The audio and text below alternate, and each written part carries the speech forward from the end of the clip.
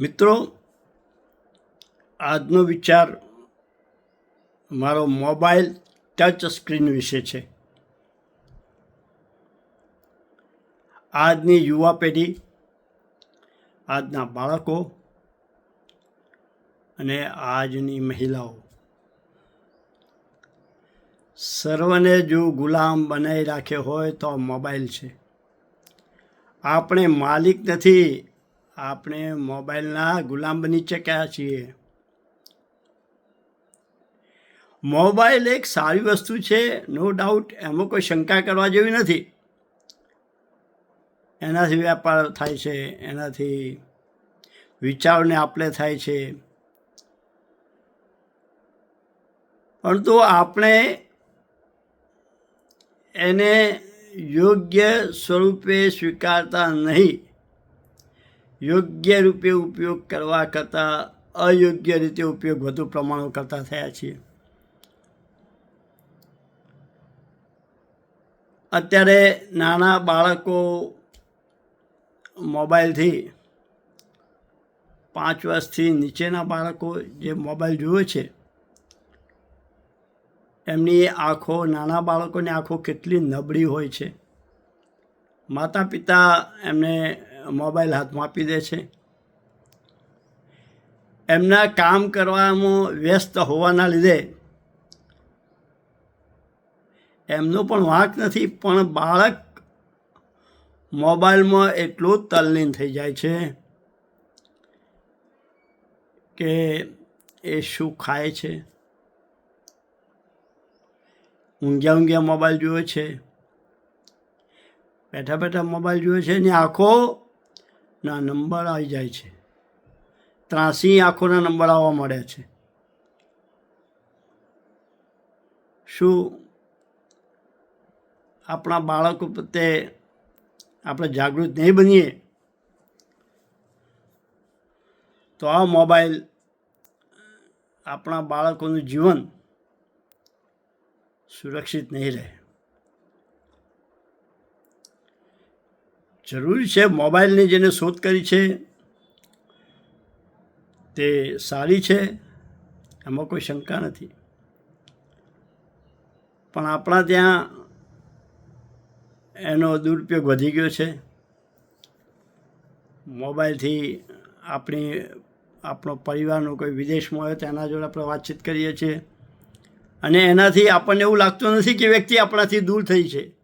એ વ્યક્તિ જોડે આપણી જોડે જ છે એવું લાગે છે. ફાયદા ઘણા છે, લાખો રૂપિયાની હેરફેર થાય છે. ફોનપે, ગૂગલ પે, સરકાર તો ઘણું બધું કહે છે, પરંતુ આનાથી ફ્રોડ પણ એટલા જ વધી ગયા છે. બેંકોના ખાતા ખાલી થવા મળ્યા. કેમ, કઈ રીતે ખાલી થવા મળ્યા એ તો તમે બધા જાણો છો. એક લિંક આવે, લિંક આવવાથી, ટચ કરવાથી, ટચ સ્ક્રીન લિંક ટચ કરીએ છીએ અને આપણા ખાતામાં પૈસા ઉપડી જાય છે. લોભિયા હોય ત્યાં ધૂતારા ભૂખે ન મળે. શોર્ટ ટાઈમમાં પૈસો પેદા કરવો હોય તો આવા કરવાવાળા ઘણા છે, અને આપણા મહેનતની કમાણી લઈ જવાવાળા ઘણા છે. શેરબજારની ઘણી બધી એપો આવે છે, અને એ એપ દ્વારા આપણે શોર્ટ ટર્મમાં પૈસા થવા માટે આપણું જે છે ને એ પણ જતું રહેશે. ડિજિટલ એરેસ્ટ, આપણને ખબર છે કે આપણે આટલું જાણીએ છીએ, આમાં પાછા એવું નથી. બુદ્ધિશાળી વર્ગ જે અભણ માણસ કરે, ભૂલ કરે તો સ્વીકારીએ છે, પણ બેંકમાં નોકરી કરતો હોય, પોસ્ટમાં નોકરી કરતો હોય, સરકારી ઉચ્ચ અધિકારી હોય, અને જો એ પોતે ડિજિટલ એરેસ્ટમાં છેતરાય, લાખો રૂપિયા જતા રહે, તો ખરેખર કેટલી દુઃખદ વાત છે. એટલે આ ટચ સ્ક્રીન એ સંભાળી સાચવીને મોબાઈલ ચલાવવાનો સમય આવ્યો છે. બીજું, આજની યુવાન પેઢી મોબાઈલ થકી એમના સંસ્કારો પણ ખોઈ ચૂક્યા છે. મોબાઈલ સ્ક્રીનમાં ઘણું બધું છે, ન જોવાનું વસ્તુ હોય છે. માણસો બાળકોથી મળી, યુવાનોથી મળીને એવન સિનિયર સિટીઝન પણ હની ટ્રેપમાં ફસાય છે. શું થશે વિચારો તમે. આ મોબાઈલ વિશે, ટચ સ્ક્રીન વિશે જે હું વિચારું છું, તમે પણ વિચારતા હશો ખરેખર શું થશે. આજે અમારો કોઈ રૂપિયો મફત આપતું નથી અને આપણને પેલું લાખો રૂપિયાની ઓફર કરે, અને એ થોડી લાલચમાં આપણે 2-3 લાખની પહેલાં શરૂઆત આપણા જોડે કરે અને પછી ધીમે રહીને તમને લાખો રૂપિયા બતાવે, અને લાખો રૂપિયામાં તમે ઉપાડવા જાઓ ત્યારે 1 પણ રૂપિયો ના મળે. ઠણ ગોપાલ.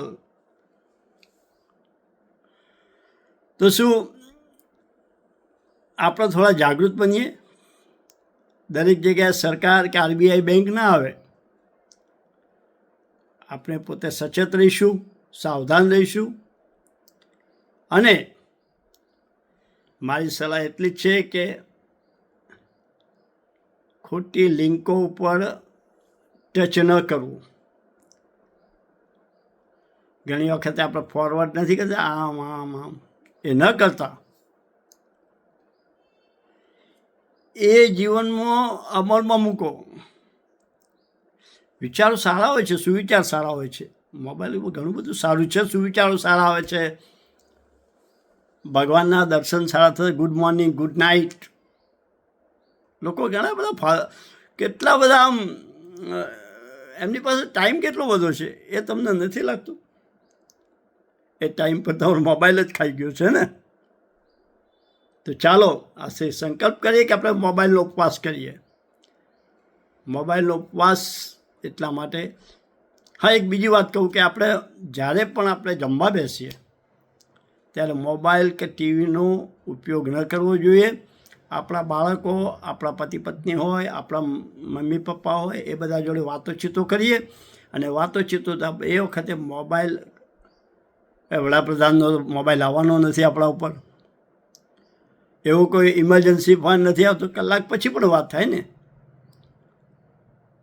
તો શા માટે આપણે આપણા પરિવારને, આપણા બાળકો જોડે એટલો સમય ન વિતાવીએ કે જે મોબાઈલમાં વિતાવીએ છીએ?